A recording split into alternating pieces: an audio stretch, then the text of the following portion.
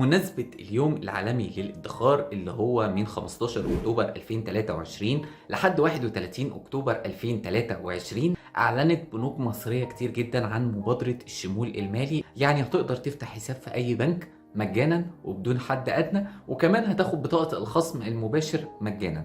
تعالوا كده نبص على أول بنك معانا. بنك أبو ظبي الأول أعلن عن المبادرة دي وموجود على صفحته الرسمية. محدش هيطلب منك ولا حد ادنى ولا مصاريف، وهتاخد بطاقه خصم فوري مجانا. لكن بتختلف بقى الموضوع من بنك لبنك. في بنوك بتدي كارت ميزه، وفي بنوك بتدي ماستر كارد او فيزا. وكمان بنك القاهره اعلن عن الموضوع ده، حساب وفر.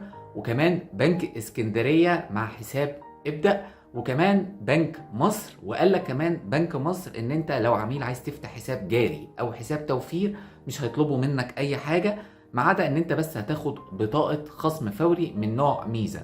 لكن لو انت شاب اقل من 16 سنة هتاخد بطاقة مسبقة الدفع اللي هي بتاعة التينز، ولو انت من 16 ل 21 سنة هتاخد بطاقة بي ام للخصم الفوري، وكل ده طبعا مجانا. ولو انت من 21 لحد 35 هتاخد بطاقة جو، وكل ده طبعا بدون حد ادنى وبدون مصاريف. طبعا معظم البنوك بتعمل الموضوع ده لمدة اول سنة، عشان بس ما تفكرش ان الموضوع مجانا على طول، لكنها فرصة كويسة جدا ان انت تفتح حساب بنكي. هتلاقوني سايب لكم كل حاجة في مقالة في وصف الفيديو. ربنا يوفقكم جميعا. شكرا جدا يا جماعة لحسن استماعكم، والسلام عليكم ورحمة الله وبركاته.